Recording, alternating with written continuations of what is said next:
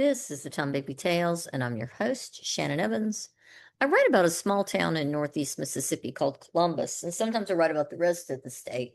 This is a unusual one that I've not heard anybody tell this story, but I thought I'd share it tonight. It's called A Family's Journey Through Global Upheaval, the Ossipoff story. Now, I'm going to ask you, what do you think the FBI, the CIA, Daniel Boone, and the fated Russian Czar Nicholas II have to do with Columbus, Mississippi and Friendship Cemetery? Let me take you on a good old-fashioned Mississippi bird hunt. That's what we say when we're going to take you on a roundabout trip to tell the story. Colonel Nicholas Ossipoff, an aristocratic Imperial Russian army officer, was made a military attaché to the Russian embassy in Tokyo, Japan in 1909. Nicholas Sr., wife Glafira Alexandrovna Bushoff from Ekaterinburg, Russia, and I know I'm butchering these names, and their 2-year-old son, Vladimir, moved to Tokyo from Petrograd, Russia. Their second son, Anatoly Nicholas Ossipoff, who we'll talk about it in more detail later, was born February 13th, 1911 in Tokyo, Japan. The family would return periodically to Petrograd to visit family and friends and were there during the Revolution of 1917. But they returned to their home in Japan, where the boys attended school in the English language Catholic schools. The one called, I believe it was called St. Joseph's. The children were fluent in Russian, Japanese, and English. A daughter was born in 1921, and the family had a summer home near Mount Fuji, and they were fortunately there when the Great Tokyo earthquake and the following follow-up of fires of 1923 struck, fortunately. Colonel Ossipoff then took the family directly to Kobe to extricate the family from the disaster while he remained behind at his post attached to the now destroyed Russian embassy. So his wife and children were placed on a German ship that took refugees first through Yokohama before crossing the Pacific and landing at Honolulu first, and then continuing on to San Francisco, California, which was their final destination. Now, their father remained behind, of course, and was to join them soon, or so he planned, as they knew they couldn't go back to Russia after the Bolshevik Revolution, because Ossipoff was already on thin ice in Japan. However, the Japanese government at the time was very anti-communist and allowed the Tsarist diplomats to remain countryless, essentially, but in their embassy.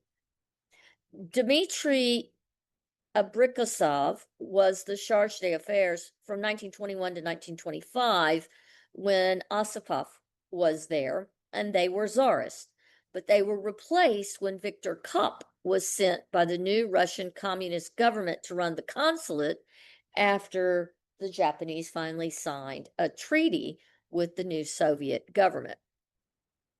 Now, Kopp's sole purpose for being there for the Russian communist government was to prevent Japan from allying with China and getting caught up in nationalism. Now, Kopp was tasked with weakening the Japanese imperialist powers and creating the Japanese Communist Party leadership from the newly born Japanese Communist Party. His official henchman for executing these plans was a guy named Comrade Kuznetsov, a Soviet official. He'll come into play later. By now, Colonel Ossipoff is living in Kobe, and no longer associated with the consulate. Instead, he's running a refugee organization for the 300 or so Russians still stuck in Japan after the fall of Kerensky and the Soviet-Japanese treaty signature. By now, his wife and children are clearly settled in California, and according to the Brooklyn Eagle May 12, 1925 edition, as well as the New York Times edition of that year, Ossipoff was extremely well respected and very well liked by the local expat community and the Japanese community there in Koba. He continued to be loyal to the Tsar and ignored and refused all overtures from the Bolshevik leadership of Kuznetsov and Kopp and others to join them.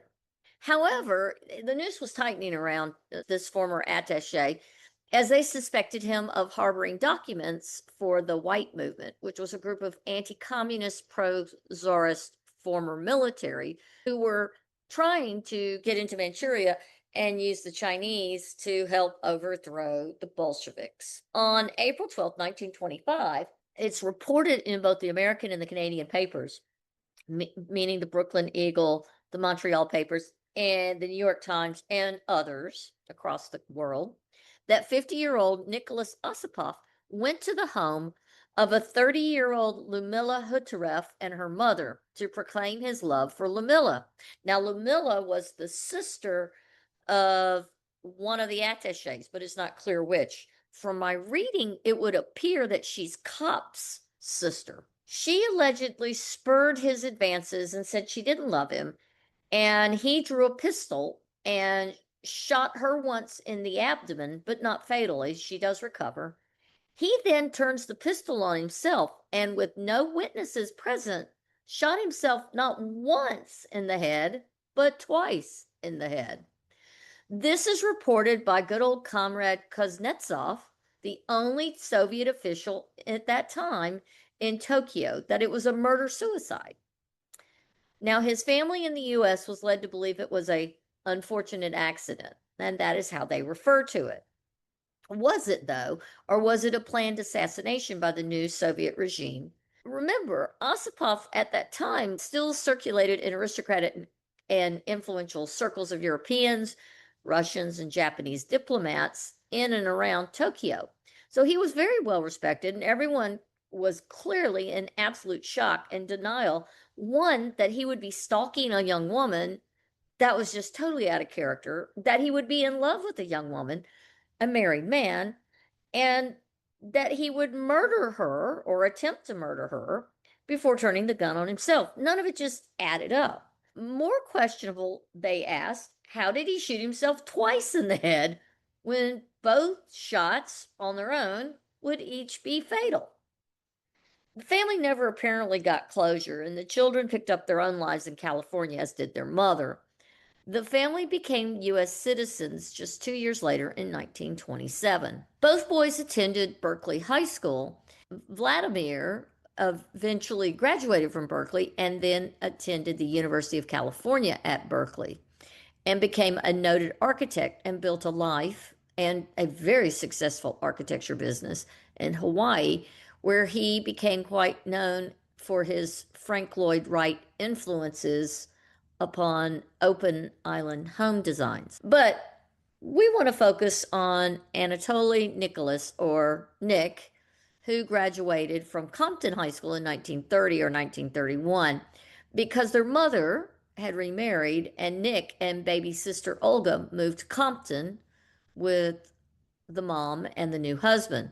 Unfortunately, the marriage didn't work out, but Olga continued to support the family as a janitor until she had a better mastery of English, and then she began teaching Russian language at various schools.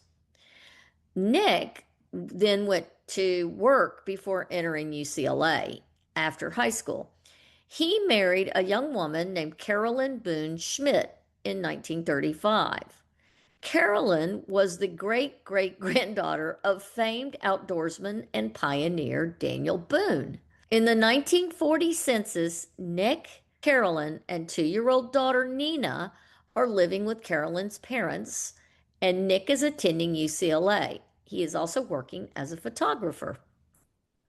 By the 1950 census, Nick is found again in public records and is listed as an FBI agent in Los Angeles. But 2 years later, he has been recruited by the CIA, another three-letter organization, and the family has moved to Japan, where he's stationed with the U.S. consulate. It is there in 1954 that their daughter, Nina, who was working in Tokyo for the civil service, met Columbus, Mississippi native Archie Galt. They married in Tokyo in the American consulate in 1956 and eventually returned to Mississippi and made Columbus their home. When Archie returned to Columbus, he went to Mississippi State, where he graduated with a business administration degree in 1962 while working at his father's cafe, and he and Nina had 2 children. Anatoly Nicholas's wife, Carolyn, Nina's mother, died in Columbus in 1985. Nicholas died in California a year later, and he was brought back and buried beside his wife in Friendship Cemetery here in Columbus, Mississippi. Now, as a side note, Anatoly Nicholas's son-in-law, Archie Galt, worked for Columbus Warehouse and Storage for many years as manager, vice president, and then owner until 1995. Archie and Nina had 3 sons, Scott, Patrick, and Nick. And that is how Daniel Boone, the FBI, the CIA, and the fated Russian Czar Nicholas II are connected to Columbus, Mississippi, and Friendship Cemetery. I want to thank you for coming on my show. Tom Bigby Tales. Until next time.